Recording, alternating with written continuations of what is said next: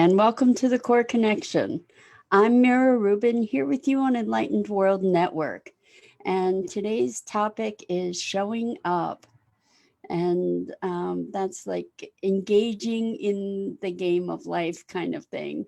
So we get to talk about what that looks like and how it can feel. But before we do that, let's just take a minute to settle in and get present. So let's take a deep breath in through your nose. Hold it and imagine sparkling, clean, crisp oxygen just flooding your lungs and flooding your bloodstream and nourishing your cells and all your organs and bringing vitality and life into every portion of your body. And as you exhale, maybe roll your shoulders and relax the tension that might be in your body. And now let's take another deep breath in through your nose.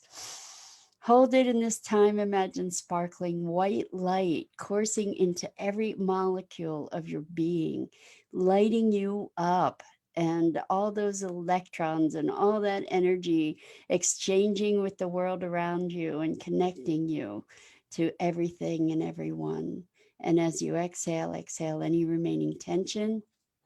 And let's just now gently press our palms together and really softly tickle your palms with your fingers. Just feel that light, delicious sensation and allow yourselves to become present right here, right now.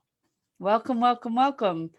I'm so delighted to have you here with me this morning and to be here with you. Let's talk about showing up. So, we all experience the ups and downs of life, and there's there's merit to just continuing to put one foot in front of the other and showing up without without expectation, maybe with intention rather than expectation. The topic for today came from me just sort of thinking about what today's topic was and not really having an idea of what it was going to be. And what came to my mind was, hey, just show up and see what happens and see what magic we can create.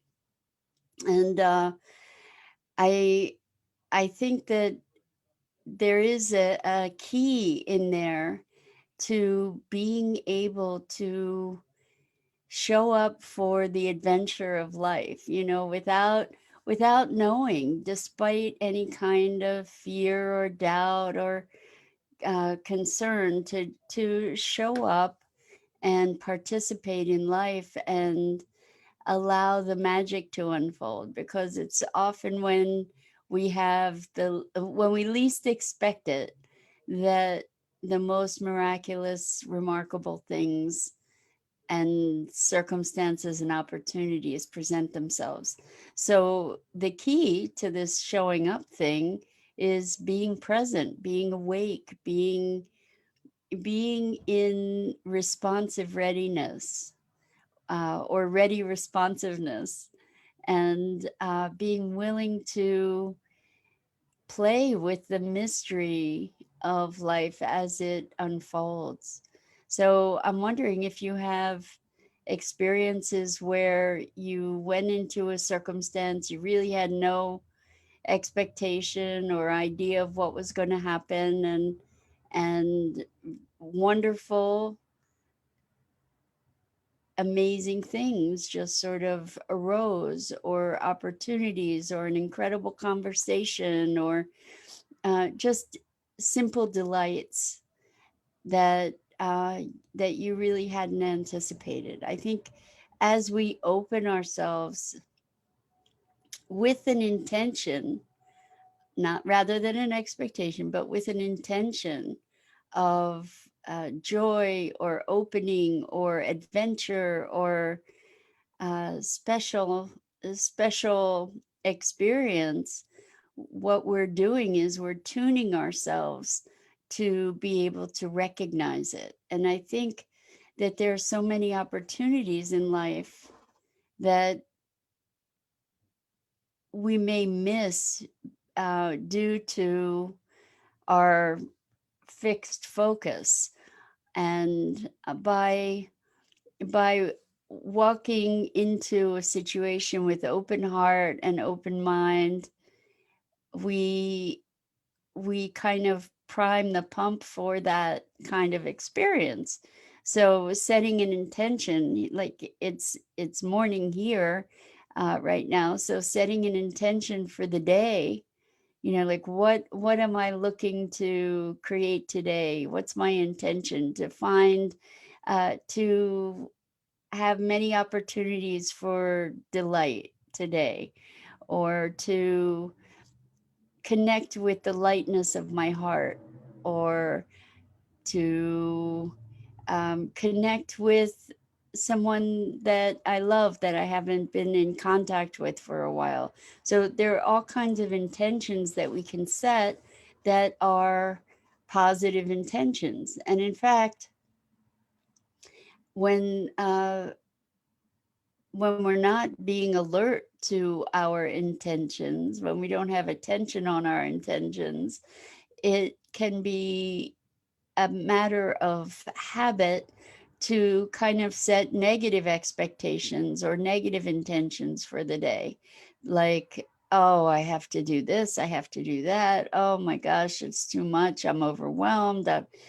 So and we've talked about this a gazillion times, but by our internal conversation, we get to set the stage for our experiences. And even if you're going into a circumstance that you're maybe not all that excited about, maybe you can intentionally put some attention on how you would like to feel, or what kind of experience, what kind of outcome you are intending. And when we look at the outcome that we're intending, I'm not necessarily talking about um, the mechanics of something, like how the mechanics unfold, but the feeling intention. And what I mean by that is we we want to orient ourselves to creating our experience from the inside out, from beingness rather than doingness. And I know I've spoken about this before too, but it warrants repeating again and again and again because it's such a new paradigm.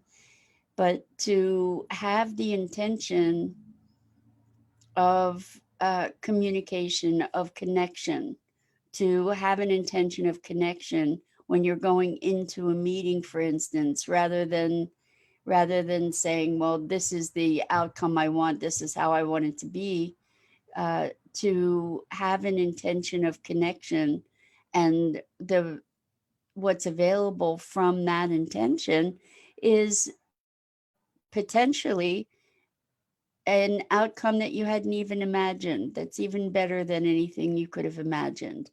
So this is all part of showing up in life. Like, let's play, let's engage, let's be present to life, and show up for ourselves, show up for the people that we're engaged with in our lives. And it doesn't we can show up without knowing. We can show up and be aware of our fear or our doubt. We can show up however we are, and and be present to that, and present to the opportunity of the moment.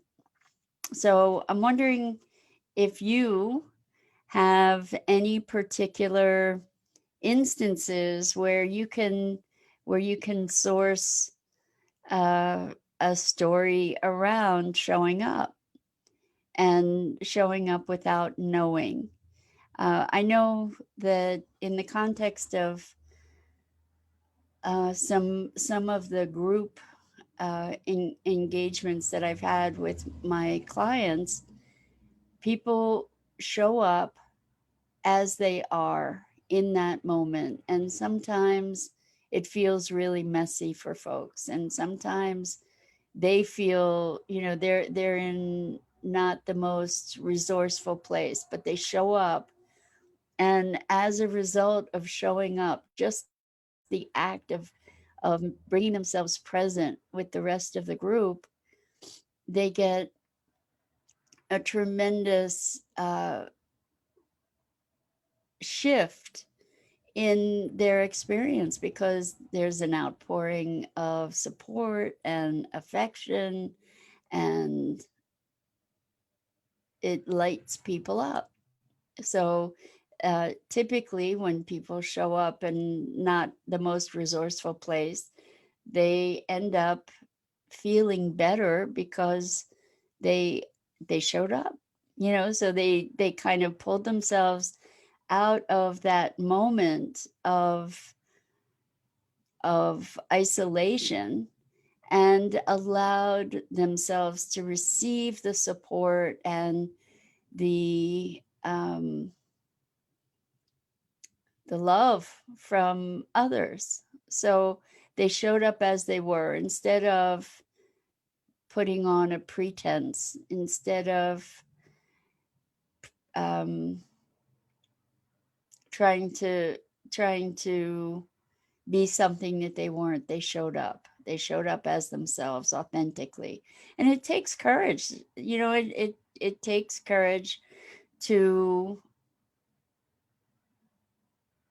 to be vulnerable enough to show what's going on for you, or to share what's going on for you. And that's not to say that there are not more and less appropriate times and places and ways to do that. We want to be able to calibrate to our environment appropriately. Uh, but it's really interesting to look at. I was talking with another client actually yesterday, who was saying how they had spent quite a lot of their lives self-censoring, and noticed how other people around them really don't. And I've noticed too how some people seem to be just really, really free in their self-expression. And that was something that, or is something that I really I respect so much in people. And I'm kind of awed by it myself. This is I'm coming into greater and greater self-expression, but in terms of play or being goofy or silly, or I grew up in an environment where I really needed to, or I believed I needed to be very self-monitoring, very careful, because I didn't know what the response would be to me. It was like I couldn't really rely growing up on knowing that things would be okay in response to whatever I said or did. And so I became very careful, very cautious around that. And I I know other people who are just so beautifully self-expressed, so really truly delightfully silly and fun and carefree, apparently on the outside, looking from the outside in.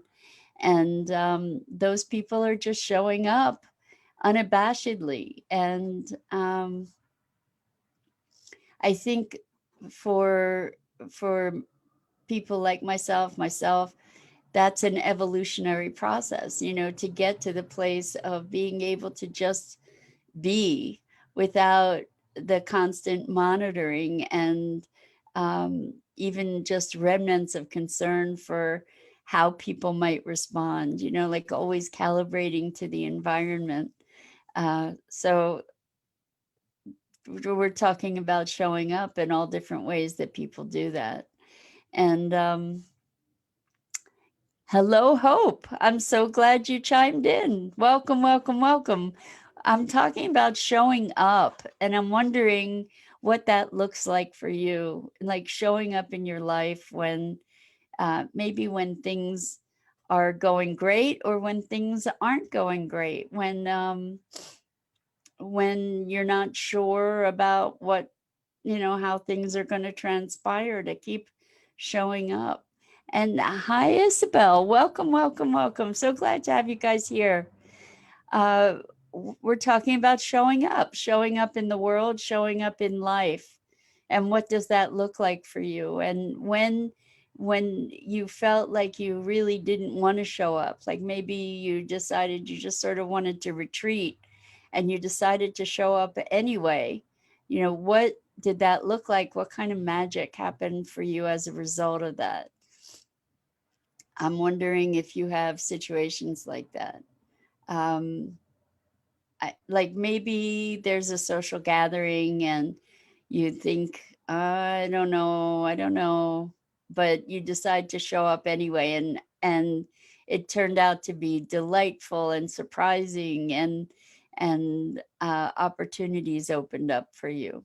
Typically, typically, as far as showing up in circumstances that I have a gut feeling about, I honor my gut, and maybe that's part of showing up too, showing up for yourself when you honor your gut and uh, really listen to your inner guidance about circumstances that present themselves, opportunities that present themselves, people um, that present themselves in your world. So honoring your gut is maybe another big part of showing up for yourself. But I think what I'm moving toward here in this conversation is really authenticity and being willing to play as yourself in the world, uh, rather than um, trying to shape yourself into a mold of something or someone um, that isn't authentically you. So being willing to show up for yourself by the integrity, and by integrity I mean like the integration of the integrity of your being with your self-expression, and the way that you interact. And in other words, giving yourself permission to really be you in your life. And so, do you guys have any opinions or take on what this whole conversation is about showing up? Because I think as we give ourselves permission to be who we are, then that is a declaration of self love, first of all, and self acceptance. And as we move into greater self love and self acceptance, then by nature, more authentic relationships arise, more um, authentic communication, more joyful experience of life arises. So Hope says, and thank you for saying something here, Hope. Hope says, I used to show up at certain functions I didn't want to attend, not following my gut feeling. Now I only show up when I feel it is of my higher good, or being able to show up as myself. Absolutely. That's it. I'm in 1,000% agreement with you, Hope.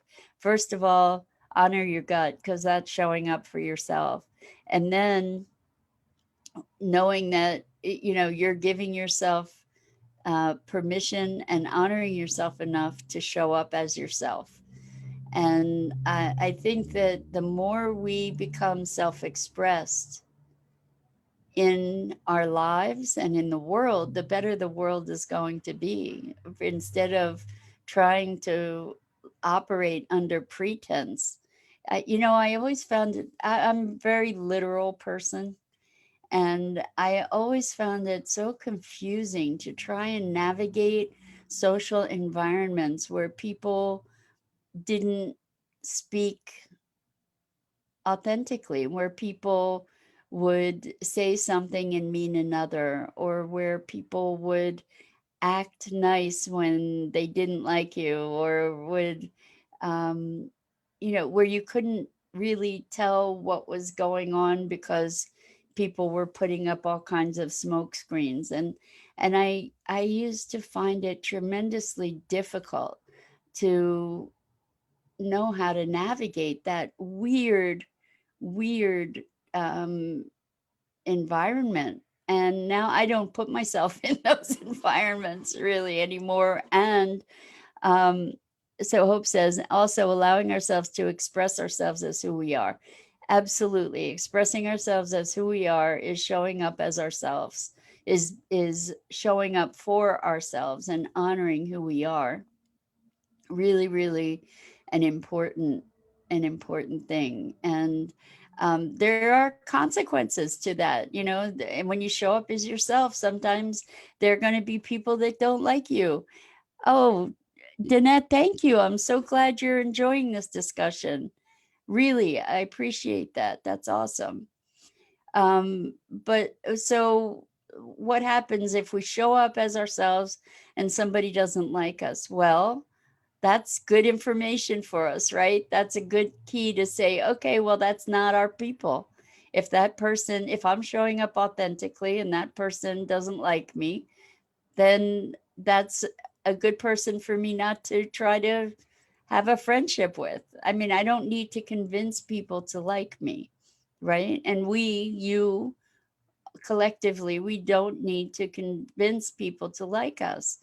It's not everybody likes chocolate. Not everybody likes strawberry.